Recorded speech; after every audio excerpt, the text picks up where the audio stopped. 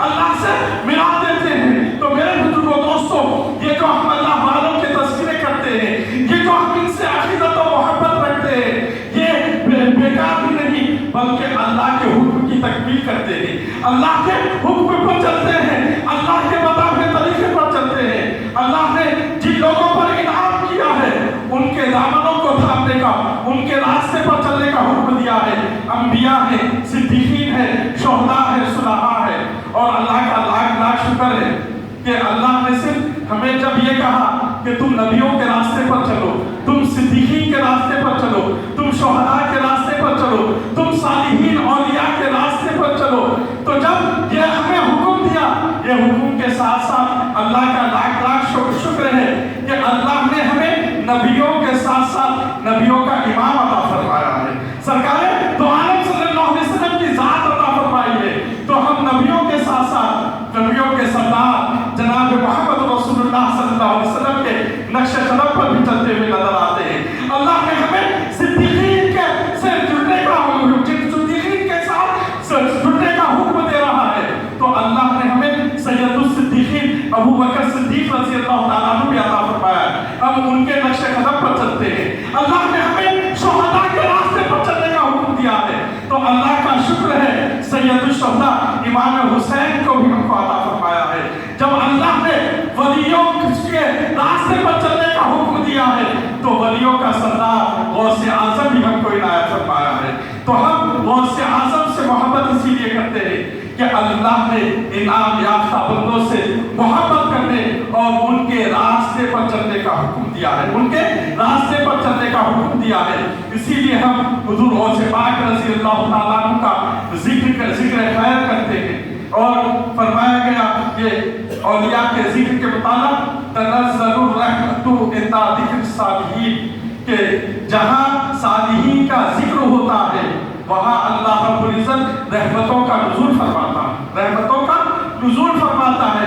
ان کی ذات تو ذات ہے، ان کی عظمت و عظمت ہے، ان کی فضیلت و فضیلت ہے، لیکن ان کا ذکر بھی اتنا برکت والا ہے، جہاں ان کا ذکر کیا جاتا ہے وہاں اللہ رحمتوں کا نزول فرماتا ہے، وہاں اللہ رحمتوں کا نزول فرماتا ہے۔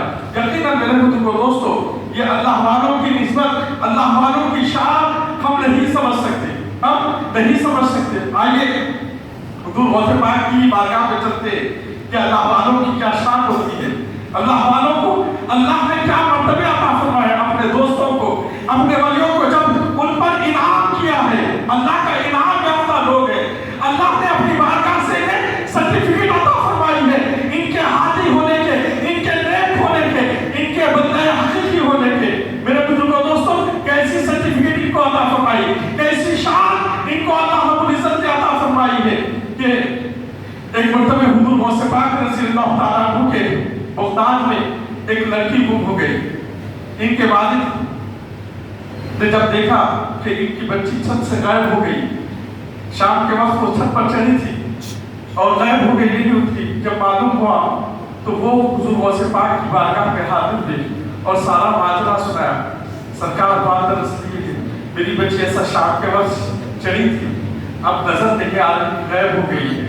حضور غوث پاک سارا ماجرا سمجھ گئے، کہا ٹھیک ہے میں تمہیں ایک جگہ بتاتا ہوں، وہاں جاؤ، وہاں جا کر ایک دائرہ بنو، کرب کے علاقے میں آپ نے بھیجا، وہاں کرب کی پہاڑیوں پہ جاؤ، وہاں پہلے یہ ٹلا آئے گا، دوسرا وہ آئے گا، آخری ٹلا جب آئے تو وہاں ایک ہموار زمین پر ایک دائرہ بنانا اور اس دائرے کے درمیان میں بیٹھ جانا اور اس پر یہ لکیر کھینچ دینا، بسم اللہ علی نیتی سید عبد القادر۔ اس طرح دائرہ بنانا، اللہ کا نام کے ساتھ ساتھ میرا بھی نام لینا اور دائرہ بنانا، اس کے اندر بیٹھ جانا۔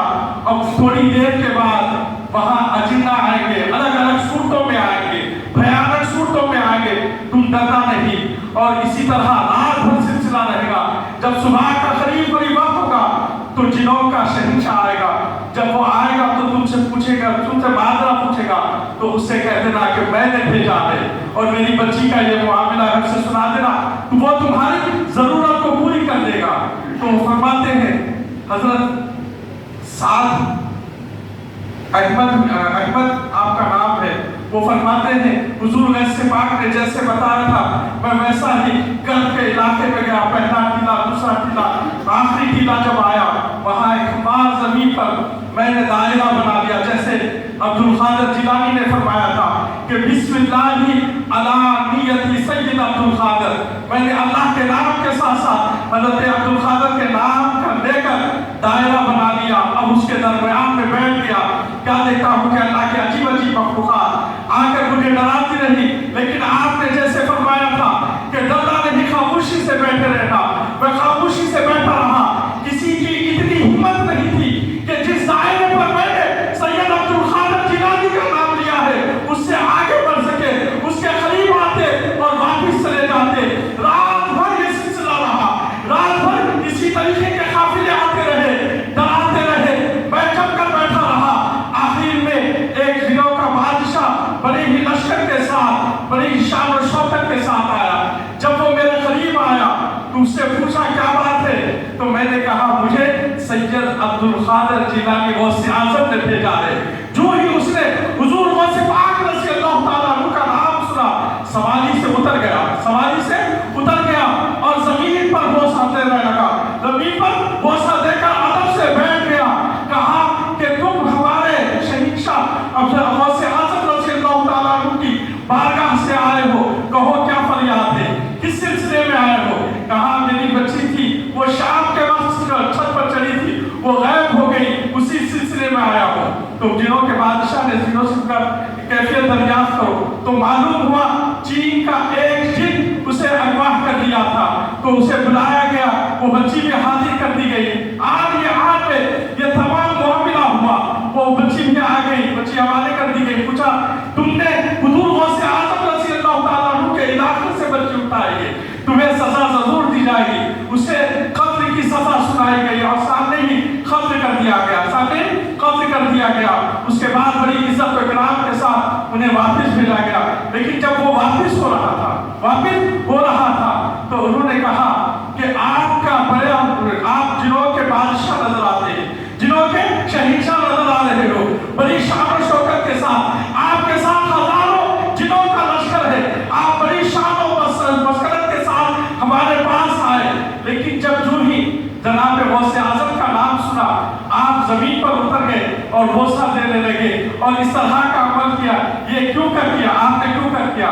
कहा कि अल्लाह ने हुजूर गौसे पाक रज़ियल्लाहु ताला अन्हु को न सिर्फ जिनों का शेख बनाया है बल्कि आप इंसानों का शेख बनाया है, बल्कि अब्दुल कादिर जिलानी हम जिनों के भी पीर हैं, हम जिनों के भी पीर